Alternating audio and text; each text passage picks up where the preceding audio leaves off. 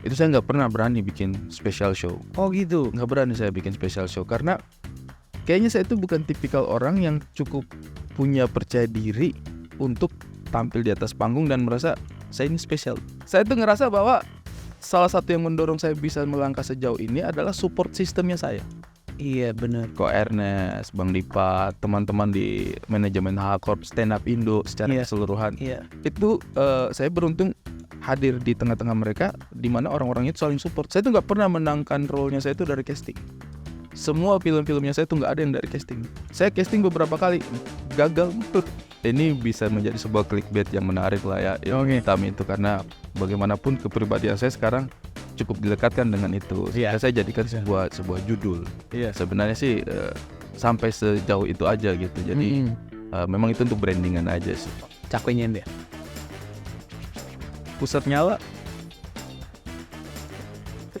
Helm capung. Helm capung. Dengkul kanan.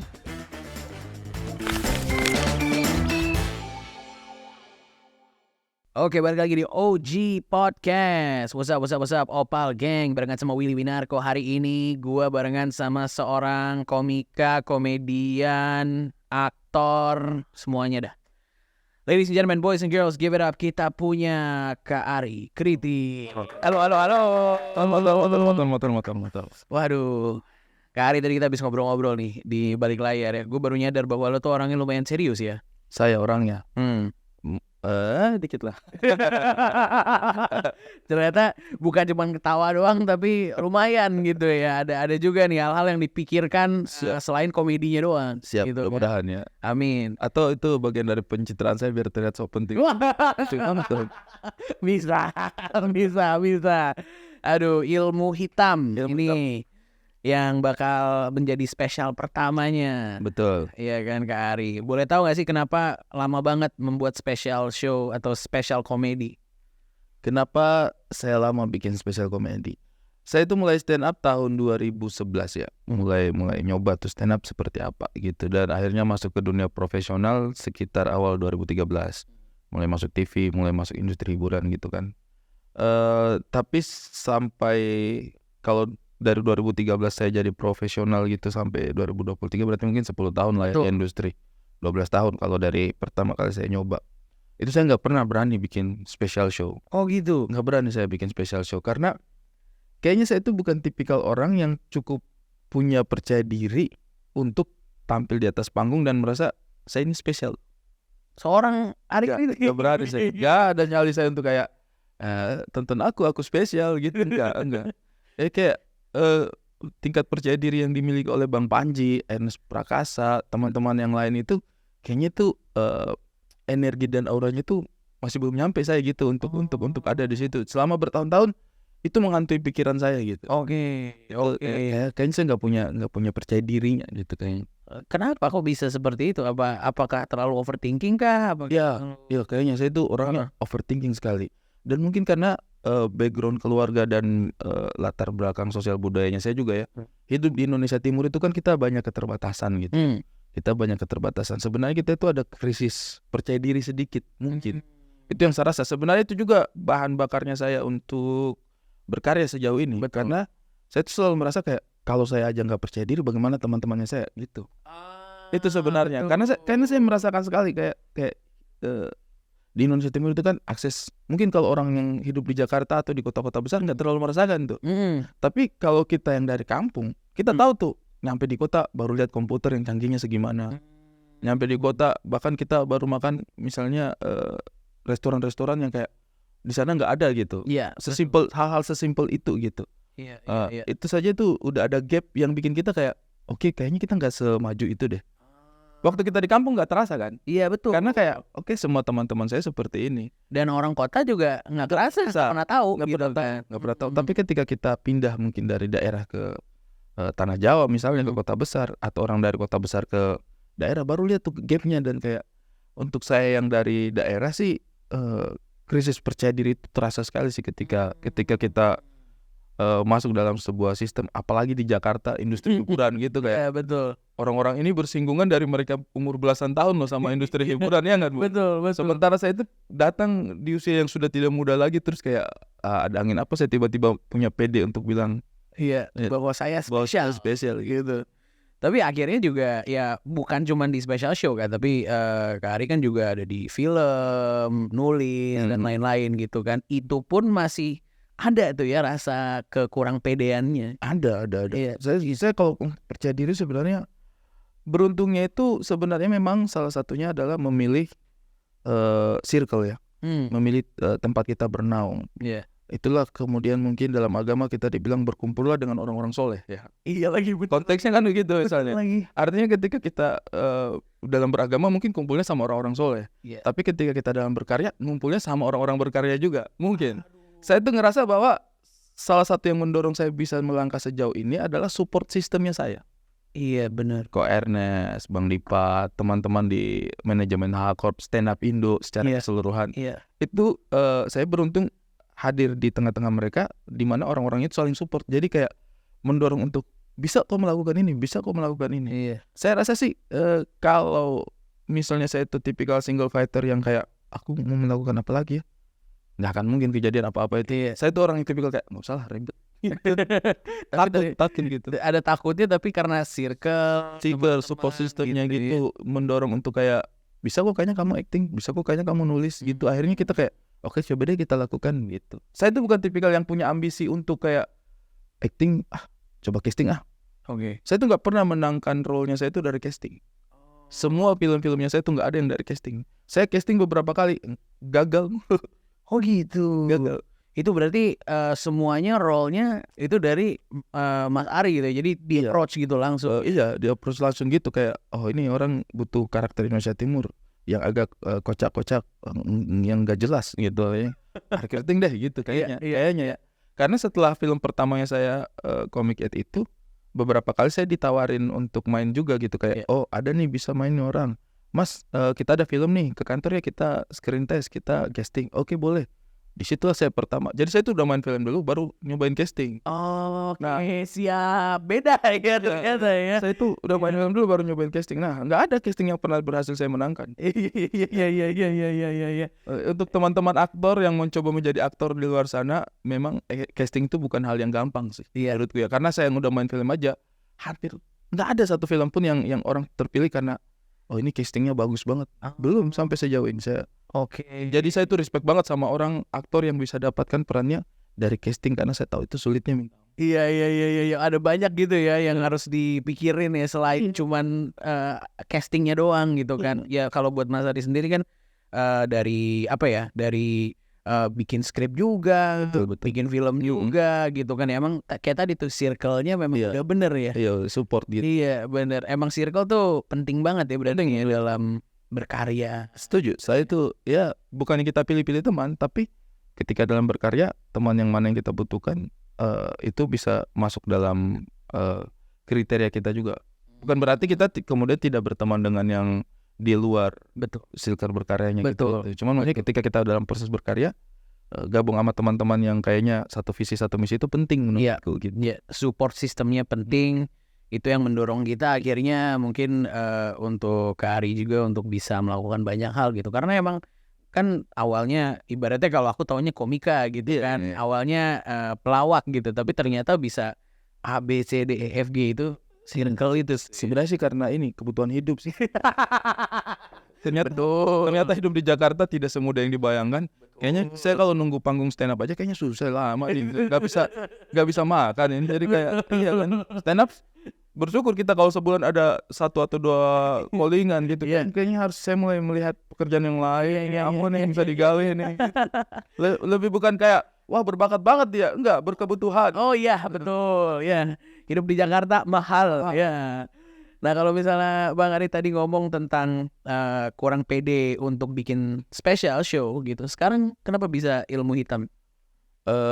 Kenapa pada akhirnya saya memutuskan untuk ya udahlah nggak apa-apa bikin spesial aja gitu. Karena setelah saya pikir-pikir kalau misalnya saya mau nunggu sampai saya merasa cukup spesial untuk bikin spesial kayaknya nggak akan kejadian deh. Betul. Nggak akan kejadian. Kayaknya bukan begitu alurnya gitu. Iya. Karena setelah 10 tahun pun saya tidak pernah merasa diri saya ini cukup spesial untuk hadir di atas panggung di hadapan orang banyak gitu. Iya. Akhirnya ya udahlah, saya merasa kayaknya bikin aja dulu deh. Iya. Yang spesial bukan sayanya, yang spesial adalah panggungnya. Betul. Jadi saya hadir di situ untuk menghormati panggungnya aja. Jadi sebenarnya menurut definisinya saya sih, stand up special show itu bukan si penampil yang spesial, tetapi karena panggung itu cukup spesial sehingga kita menjawab panggilan panggung itu. Oke. Kan menurunkan ekspektasi dulu. Takutnya kayak, oh ya saya bikin spesial karena saya punya materi yang begini. Kalau sebelum itu kayak biasa aja. Gak usah ada embel-embel spesial, show aja gitu. Aduh, Bang Ari ini gue ngeliatnya orangnya realistis ya. Realistis saya orang. Iya, realistis sekali. Ya karena apa yang membuat Bang Ari jadi seorang yang realistis? Makanya sebenarnya agak jauh ya dari judulnya ilmu hitam. Iya. Tiba-tiba orangnya realistis. Iya betul. Harusnya kan orang yang ilmu hitam aku akan melakukan ya. Iya. Tinggi. Mungkin karena keadaan, Bung. Iya. Karena keadaan. Kalau masa kecilnya saya itu kan mungkin orang-orang tuh kayak tidak membayangkan hidup keterbatasan di Indonesia Timur itu bagaimana sih. Oke. Dan yang tidak bisa membayangkan itu sebenarnya kadang-kadang mungkin orang timurnya sendiri. Menurut saya. Oke. Dulu ketika saya menjalani masa kecil saya, itu tidak merasa ada keterbatasan gitu. Oh iya, Semua itu baik-baik saja. Semua itu kayak normal banget gitu. Normal banget gitu. Iya. Misalnya contohnya kayak apa? Misalnya contohnya kamu harus mandi minum dari air hujan selama berbulan-bulan. Hanya dari air hujan. Kebayang gak tuh? Gak ada PDAM, gak ada sumur bor, gak. Kamu hidup dari air hujan. Iya. Itu kan sebenarnya kayak di tahun 90-an saya hidup dengan cara seperti itu. Iya. Jadi air hujan itu ditampung ke dalam drum. Satu rumah itu biasanya punya 2. Kalau misalnya yang kelas ekonominya agak naik itu mereka bisa punya 3 atau 4 drum. Drum minyak tanah ini, drum minyak tanah. Nah itu dibolongin, dibersihin, terus diisi air. Nah persediaan air kita selama berbulan-bulan itu. Jadi kita pakainya itu sedikit-sedikit, sampai lumutnya di bawah itu kita kerak itu airnya udah tinggal sesenti juga. Kalau udah lagi musim kemarau ya udah itu yang kita cari. Itu ya. Sumur juga ada tapi itu jaraknya sekitar mungkin 2 kiloan, mungkin 2-3 kilo lah dari rumah. Nggak ada kendaraan. Jadi kita kalau pergi ambil air ya udah pakai jergen. 3-4 jergen kita timba, isi, bawa pulang, pikul aja. Nah itu saya itu masih mengalami itu masa yang kayak gitu dan tidak merasa bahwa itu sesuatu yang menyulitkan. Kayak normal aja gitu. Betul. Sekarang tuh saya merasa kayak gila ya, kita tuh bisa loh menjalani hidup di era modern dengan cara seperti itu. Dan di beberapa tempat hari ini itu masih ada yang kayak begitu gitu loh. Kayak gapnya itu jauh banget gitu. Ini orang-orang bagaimana menjawab tantangan zaman, kebutuhan air bersihnya aja nggak terpenuhi gitu. Betul. Saya tuh masih merasakan era-era yang kayak gitu. Iya. Atau misalnya, Bung pertama kali pegang komputer berapa? Umur 10 tahun, 8 tahun. SD kali. Iya, SD ya. Saya tuh pertama kali pegang komputer, nyalain komputer sendiri, mengoperasikan, nyalain monitornya itu pas saya kuliah di Malang. Waduh. Tamat SMA. 18 tahun tuh. 18 tahun. Dan itu semua teman-temannya saya ya merasa itu normal gitu.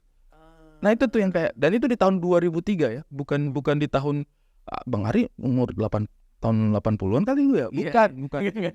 Saya mengalami itu di awal tahun 2000-an gitu. Era modern gitu. Iya, era modern gitu. Jadi 2001, 2002, 2022 itu kita itu nggak pernah berinteraksi sama komputer. Itu bisa ngapain aja sih? Iya. Komputer susah, canggih banget gitu. Iya benar. Tapi ya itu ya yang ngebikin membuka. Akhirnya juga kalau aku ngelihat materi-materinya Bang Ari itu kayak melihat situasi atau mungkin apa yang terjadi pada saat ini atau mungkin jadi melihat realita aja gitu yang ada diomongin lagi gitu kan. Itu jadi bikin ketika kita pindah daerah jadi realistis. Iya. Karena menurutku ya kita jadi jauh lebih sadar diri gitu. Tapi ini untuk orang-orang yang berpikir ya. Iya. Untuk orang-orang yang berpikir sebenarnya hal itu adalah sebuah bahan bakar menurut dia. Keterbatasan yang kita pernah hadapi dalam kehidupan ini sebenarnya itu bahan bakar. Karena itu bikin kita kayak, oke, saya tidak bisa nih komputer, tapi saya harus ngejar nih. Itu dalam 2 tahun saya itu jadi salah satu yang bisa bikin animasi di kampus. Justru karena saya tahu saya belajar dari nol. Oh gitu. Karena saya belajar dari nol, kayak kayaknya saya nggak bisa diam-diam nih. Saya harus ngejar gitu. Saya harus ngejar nih. Ngejarnya agak bablas tuh. Iya. Teman-teman yang lain masih bikin laporan, saya udah bikin animasi begini, ternyata bikin animasi gitu. Oh gitu. Karena menurutku apa ya, harusnya orang yang punya keterbatasan itu jadi punya motivasi lebih. Benar. Harusnya jadi punya motivasi. Makanya kalau ditanya tadi, kok bisa jadi orang yang cukup rasional? Karena saya terbiasa melihat hal-hal yang membatasi, sehingga untuk melampaui batasnya itu saya harus pakai akal. Betul. Mungkin kalau orang-orang yang kurang rasional, yang utopianya terlalu tinggi, itu mungkin karena apa yang dia lihat itu udah banyak gitu, kayak saya membayangkan sesuatu yang lebih dari ini. Nah, kayaknya saya itu belum di tahap itu. Jadi saya di tahap menjawab tantangan zaman aja. Yang benar bisa survive. Betul, iya. Aduh, ini seru juga sih, karena ya ini sisi-sisi yang mungkin aku nggak pernah ngeliat dari Bang Ari gitu. Oke, sekarang kita jualan show-nya nih. Ngomongin ilmu hitam. Karena banget loh. Iya, Opal bantuin. pastinya, karena ini keren, ini yang ditunggu-tunggu kalau kita lihat di komentar pada pengen ngelihat gitu kan, Bang Ari ada di panggung special show Ilmu Hitam. Kenapa ilmu hitam yang diambil? Ya kita tahu sih ceritanya, tapi mungkin boleh ceritain kembali. Orang-orang pasti berpikir bahwa apakah ini terkait dengan tuduhan ilmu hitam dalam kehidupan rumah tangga saya. Sebenarnya tidak, teman-teman. Oke. Jadi ini hanya permainan diksi aja. Oke. Permainan diksi aja. Ilmu hitam. Kenapa saya pilih namanya ilmu hitam? Ilmu itu kan artinya pengetahuan, pemahaman.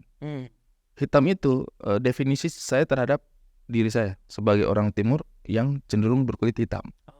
Jadi ilmu hitam itu sebenarnya adalah pengetahuan, pemahaman saya yang saya dapatkan selama menjalani kehidupan ini sebagai orang dengan latar belakang Indonesia Timur, orang hitam.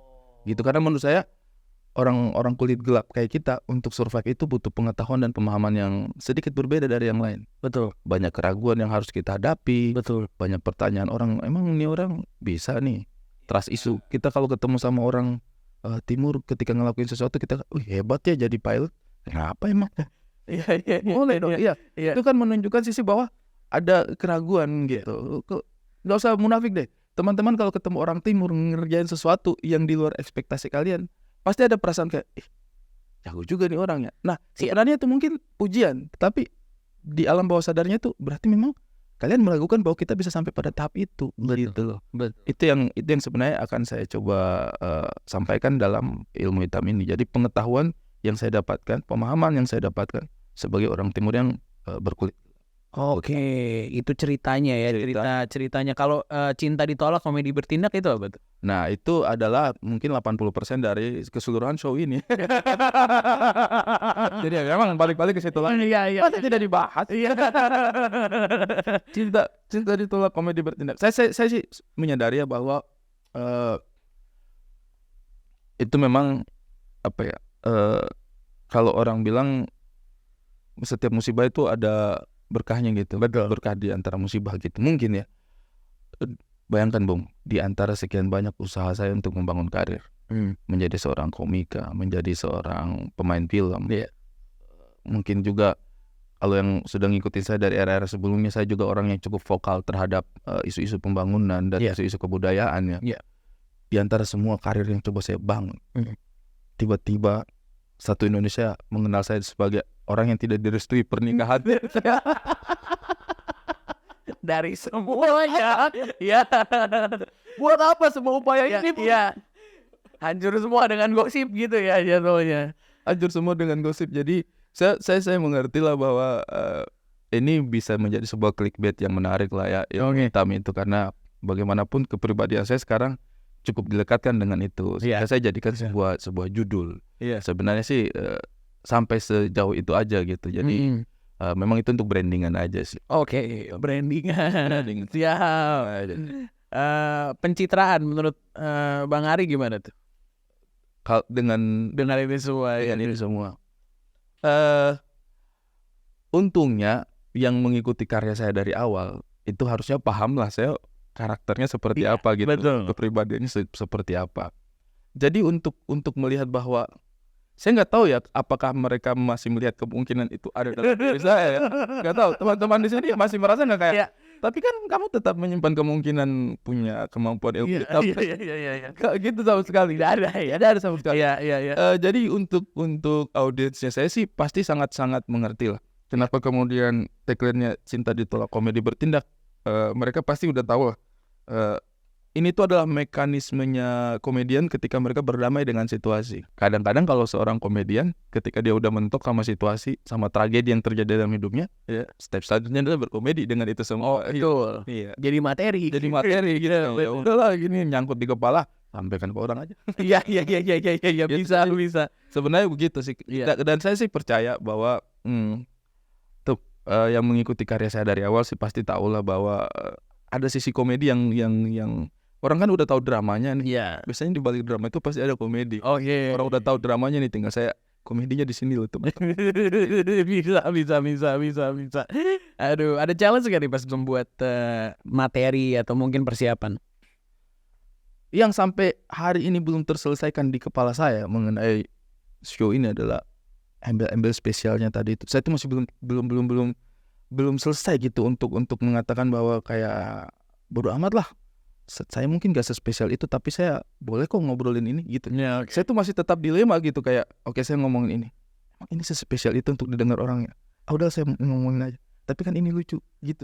Jadi perdebatan itu tuh yang kalau mau nanya challenge saya bikin show spesial Ilmu Hitam ini apa gitu, kayak itu sih yang untuk saya kayak waduh ini berat banget sih untuk pengalaman saya pertama bikin show gitu, kayak saya tuh khawatir ketika tidak bisa menyajikan sesuatu yang cukup bermakna dan cukup untuk orang-orang yang datang meluangkan waktu di hari itu.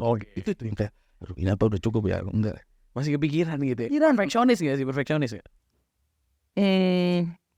Perfeksionis sih kayaknya enggak saya ya. Karena saya tuh orang yang cukup gampang berdamai dengan hal-hal yang tidak semestinya atau yang tidak cukup baik, hal-hal yang tidak berjalan dengan cukup baik. Saya tuh orangnya cukup gampang berdamai. Jadi kemungkinan saya itu bukan kategori yang perfeksionis. Cuman overthinking iya. Overthinking kayaknya. Penyebab pemicunya tuh kayaknya overthinking. Saya tuh takut ngecewain orang.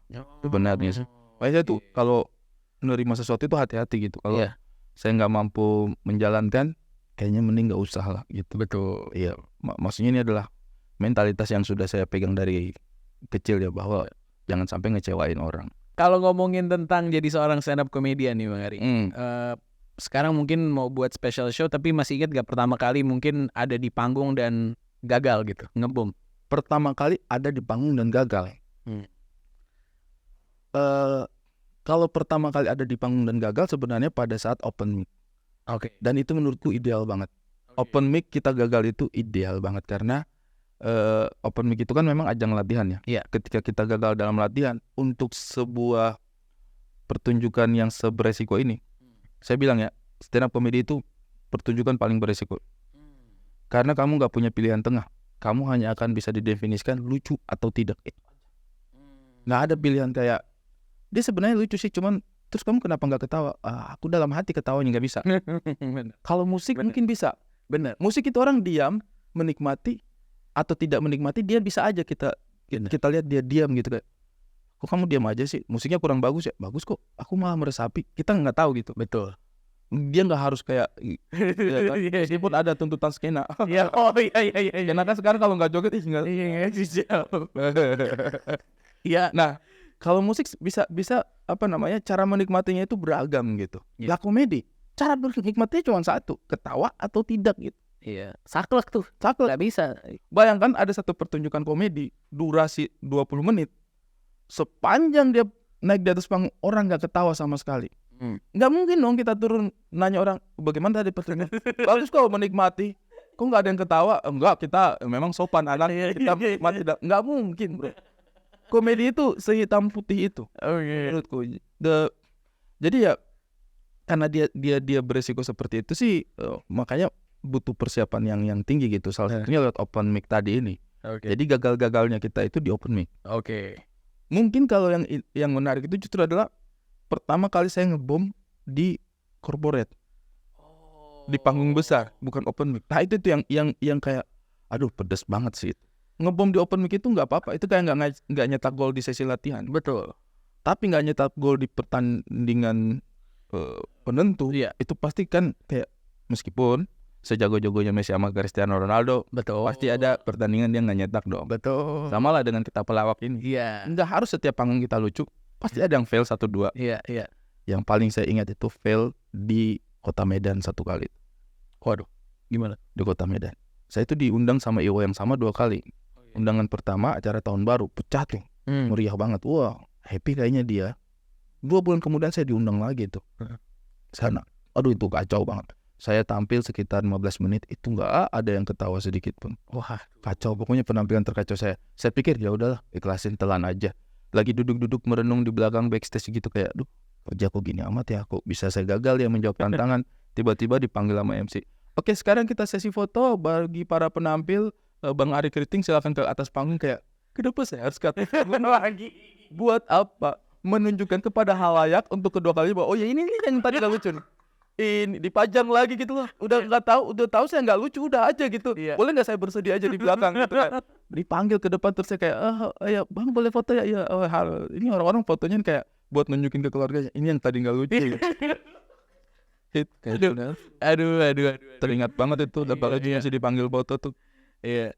Tapi berarti ya hal-hal tersebut normal ya gitu ya. Bukan normal sih, tapi akan terjadi ya suatu saat. Akan terjadi menurutku sih. Tapi sebagai profesional sih yang perlu kita lakukan, yang perlu kita tekankan adalah kita mempersiapkan diri sebaik mungkin. Oke. Untuk saya sih itu aja.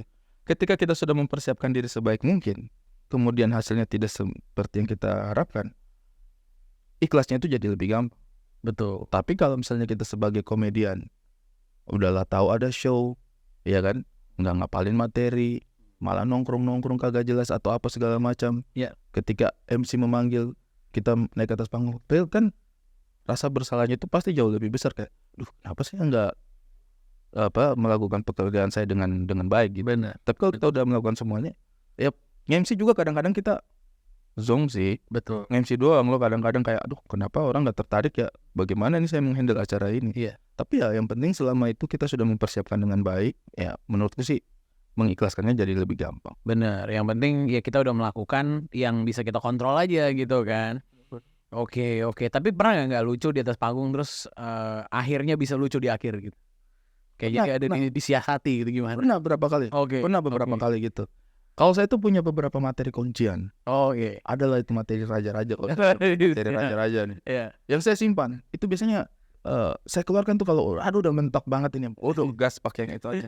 Materi lama tapi biasanya selalu berhasil memukau penonton. Iya. Ada beberapa kali. Kadang-kadang openingnya yang salah atau situasinya yang enggak ideal. Pernah juga tuh saya di Akpol tuh di Semarang. Sebelum stand up tiba-tiba ada teman angkatan mereka meninggal. Jadi mereka, mari kita memanjatkan doa untuk teman kita yang meninggal dunia. Udah mereka nyanyi itu yang dengan seluruh apalah, pokoknya berduka lah. Habis itu sekarang kita sambut penampil kita Ari Kriting kayak, teman lu meninggal, terus bagaimana cara saya untuk mengembalikan situasi ini gitu kayak, oke. Tidak lucu juga itu di situ kayak, tidak apa-apa. Cuma ya makanya kamu tadi kan di awal nggak lucu. Ada. Gimana mau lucu di awal kalau orang lagi berduka semua? Pada ngobrol, dia meninggalnya karena apa? Masih muda ya orangnya gitu kayak. Halo, saya Ari Kriting di sini. Nggak peduli teman saya lagi meninggal gimana? Aduh. Oke. Tapi ya itu ya challenge bisa dilewati. Kalau itu aja bisa, kayaknya panggung lain kayaknya bisa lah ya bang ya. Itu udah bawah banget itu. Wah udah. Bismillah. Aduh oke. Siap. Kalau ngomongin tentang komika juga, ini gue masih bentar. Orang masih mencerna gitu loh. Lo bisa bayangin gak sih rasanya jadi Bang Ari gitu pada saat itu? Aduh. Ikhlas aja ya kayak gitu ya. Oke, ada gak sih komika yang jadi panutan gitu, look up to gitu? Komika yang jadi panutan, yang pasti sih mungkin basic lah kalau untuk Indonesia mungkin Bang Panji sama Ko Ernest Prakasa sih, 2 komika yang ideal untuk dijadikan contoh gitu. Bagaimana kerja keras mereka, bagaimana mereka membuka peluang untuk orang lain juga, tidak hanya untuk diri sendiri. Kalau saya kan sejauh ini kan ikutnya sama Ko Ernest Prakasa juga kan, membuka banyak pintu untuk orang untuk melihat itu sih yang kayak mungkin tidak banyak dimiliki oleh kemewahan yang tidak banyak dimiliki oleh kultur yang lain. Yang saya rasa stand up comedy itu entah kenapa kulturnya itu dibangun dengan memberikan apresiasi dan support sebanyak mungkin terhadap penampil.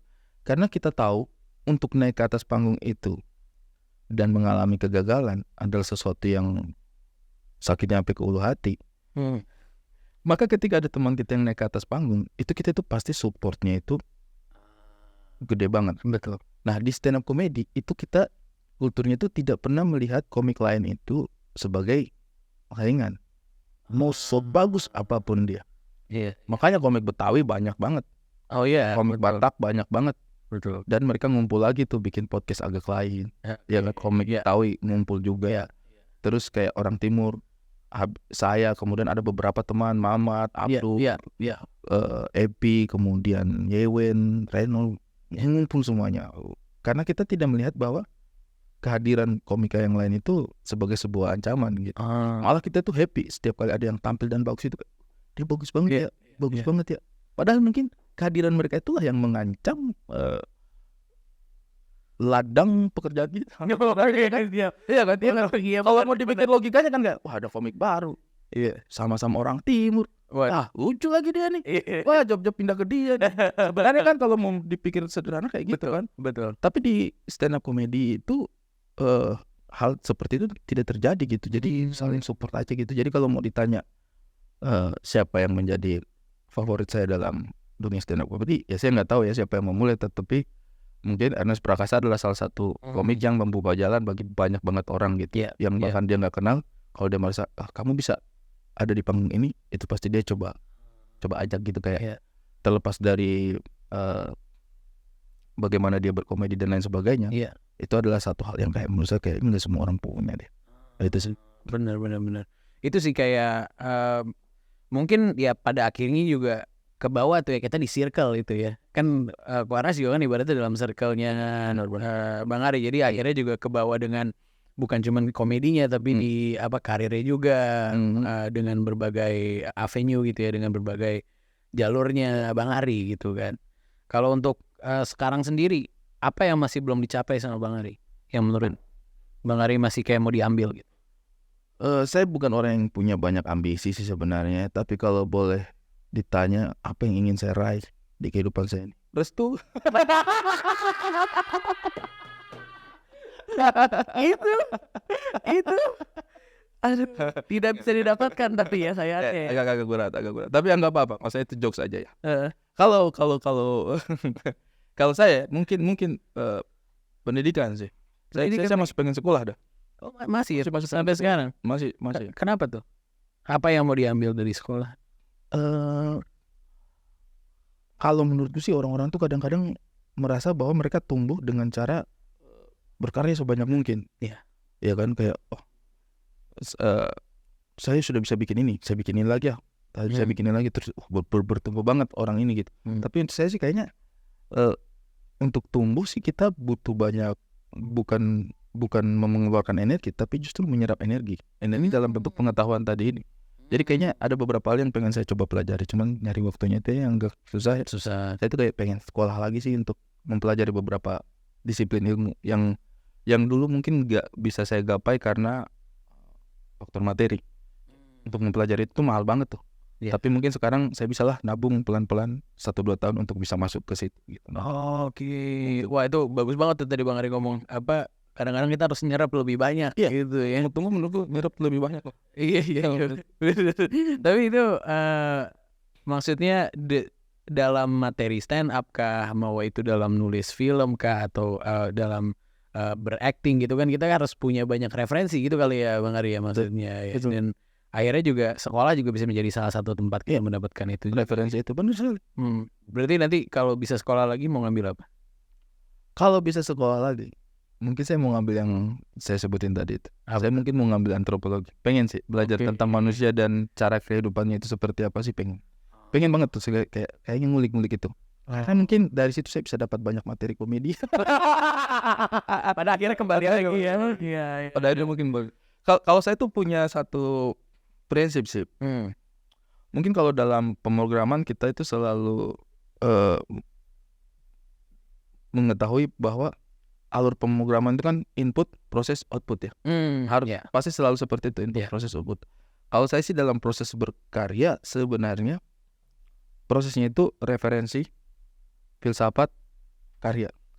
Jadi sebuah karya yang bagus tidak akan pernah bisa dibangun tanpa ada referensi yang matang dan tanpa ada cara berpikir yang ideal untuk bisa menghasilkan sebuah karya. Jadi menurutku sih itu yang harus kita perbanyak gitu.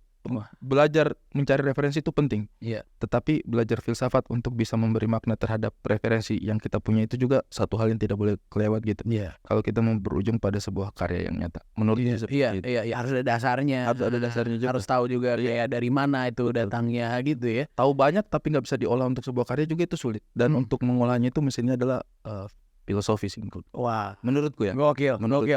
Ini kan Opal kan, geng Opal kan apa? Penontonnya anak-anak muda kan. Iya betul. Nah orang-orang kadang-kadang suka bicara tuh sama filosofi tuh kan. Iya. Filsafat hidup, filosofi apa nih bahaya banget. Iya. Ngeri nih tinggi banget nih. Enggak lah menurutku ya. Teman-teman harus belajar tuh filsafat itu dari unsur yang paling sederhananya seperti apa. Biar kita bisa mengolah nih semua pengetahuan yang kita punya jadi karya. Itu yang kadang-kadang suka skip di bangsanya kita menurutku ya. Bangsanya kita itu terlalu pengen mengejar pengetahuannya banyak tapi habis itu pengetahuannya buat apa? Iya benar. Iya kan? Karena mereka nggak memproses itu untuk menjadi karya selanjutnya gitu. Iya benar. Orang pintar di Indonesia mah yang punya banyak pengetahuan, padahal mah ya enggak juga harusnya yang punya banyak karyanya. Itu menurutku. Iya benar. Tapi aku juga lumayan setuju kan ibaratnya jadi ilmu tinggi nggak bisa digunakan atau nggak bisa diimplementasikan. Apa gunanya juga? Dan mesinnya itu adalah filosofi sebenarnya. Itu yang kadang-kadang kita suka skip. Kadang-kadang kita berhenti di wah ini orang cerdas banget banyak pengetahuannya, tapi kenapa dia nggak bisa bikin karya yang nyata? Karena setelah itu dia tidak belajar.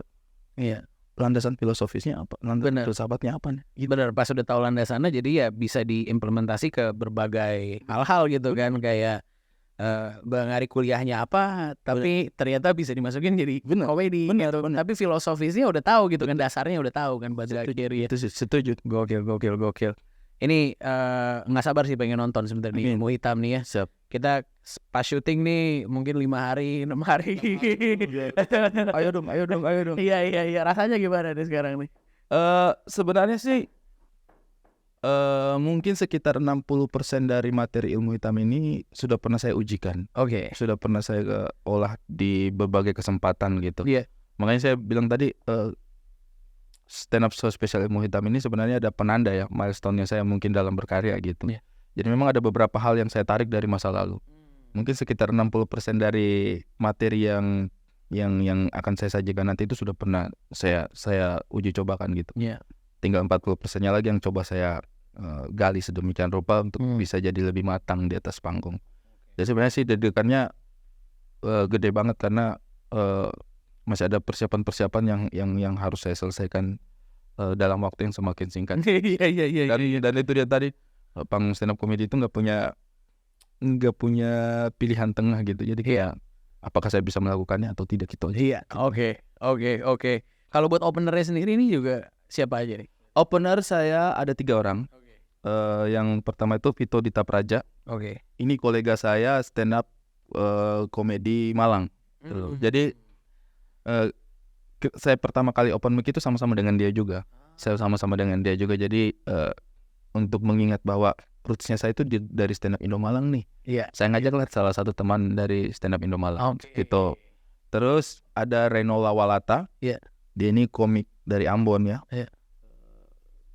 Dari stand up Indo Bandung kalau nggak salah, tapi dia asli Ambon, Reno Lawalata. Nah ini menurut saya sih orang timur yang feel timurnya itu sebenarnya paling timur di antara kita. Dia menjalani semua stereotyping kalian terhadap kami gitu. Kami membicarakan itu tapi dia menjalani itu gitu. Saya harus ngasih tahu deh orang timur yang real itu kayak dia juga gitu. Terus ada Priska Barusegu. Ini komik perempuan dari Indonesia Timur. Beberapa materinya itu beririsan sama saya tuh. Concernnya soal isu-isu agama, soal isu-isu politik, soal isu-isu kesetaraan gender perempuan itu juga sesuatu yang saya sukai gitu. Jadi saya merasa sih dia berhak untuk dapat panggung dan didengarkan lebih luas gitu. Kayak apa yang ada dalam kepalanya itu menarik lah harusnya untuk orang banyak gitu. Dan dia perempuan pula gitu. Dan itu sih untuk opener yang akan stand up itu. Tapi di samping itu saya punya beberapa surprise Oh, gitu. yang memang saya tidak bisa umumkan kepada halayak karena konsepnya surprise. Saya sudah bicara dengan beberapa teman-teman ini kayak, sorry ya saya nggak bisa promote nih kalau kalian ada di Ilmu Hitam karena nanti unsur surprise-nya Iya. kayak oke, kata mereka paham lah konsepnya gitu. Oke. Iya sih, aku fans beratnya Priska tuh gokil. Pecah. Oke, kalau gitu. Sebelum kita cabut mungkin main game dulu boleh kali ya? Boleh banget. Dua kata lucu. Boleh. Nah, tadi saya sudah ditanya nih, 2 kata lucu boleh nggak main game 2 kata lucu? Saya itu tidak pernah menolak, tapi asal kalian tahu aja, skill saya itu di storytelling. Iya. Berkomedi dalam 2 kata itu kayak, aduh gimana sih caranya orang Sulit ya. Iya. Gimana caranya orang bisa lucu? Iya, Saya paling nggak bisa itu pantun-pantunan, Oke. tebak-tebakan, Iya. sama 2 kata lucu ini. Tapi anak-anak bisa tuh berkomedi dengan. Oke. Tapi kita coba. Oke, kita coba. Kalau tidak lucu berarti kalian udah tahu ini saya storytellingnya. Oke. Aku mulai. Cakwe nyender. Wah, lemas tuh. Lemas tuh cakwe nyender tuh. Cakwe nyender ya. Susah nih ngelawannya nih.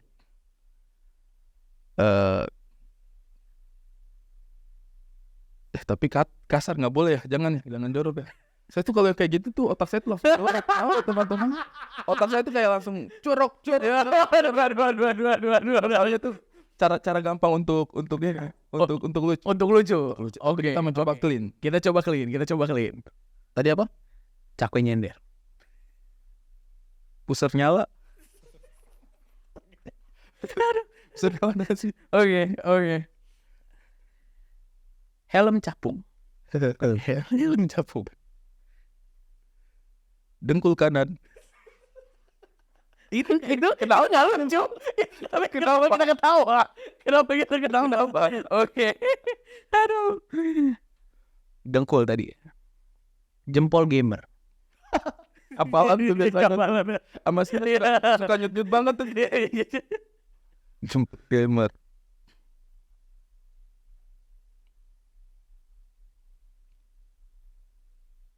Kemeja atlet. Oke. Gak usah deh. Siap. Ngetat ya. Oke, terakhir ini aku. Apa ya? Rengginang kemarin. Agak keras tuh. Ini aku juga terakhir ya.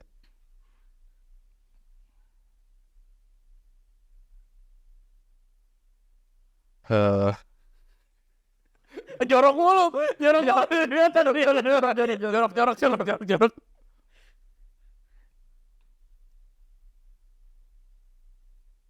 Puding bekas. Waduh. Puding. Oke, udah basi dong ya. Susah, itu kan udah aku bilang kan. Aku tuh susah tuh 2 kata lu. Gak apa-apa. Aku tahu kamu respect sama itu tadi, tapi kayaknya saya salah pilih. Iya. Gak apa-apa. Satu lagi, aku dapat satu lagi. Aduh. Ilmu hitam. Wah, itu ya. Ilmu itu dong kalau itu Sama restu ibu. Ayo. Oke. Terima kasih banyak udah ngobrol-ngobrol sama kita. Mungkin boleh dikasih tahu untuk Opal Gang juga nanti tiketnya harganya berapa, tempatnya di mana untuk Ilmu Hitam sendiri. Yes. Untuk Opal Gang, tiket Ilmu Hitam masih bisa didapatkan. Untuk saat ini kita sudah masuk harga normal karena kemarin tiket presale-nya alhamdulillah sudah ditutup, sudah mencapai kuota. Silakan dicari melalui loket.com dan semoga kita bisa segera bertemu di special show stand up comedy saya yang pertama, Ilmu Hitam, Cinta Ditolak Komedi Bertindak, tanggal 16 September 2023 di Geraha Bakti Budaya Taman Ismail Marzuki, Jakarta. Nice. Siap. Oke, terima kasih Bang Ari. Oke, Opal Gang, jangan lupa buat subscribe di YouTube channel kita Opal_ID di semua social media, and we'll see you later. Peace.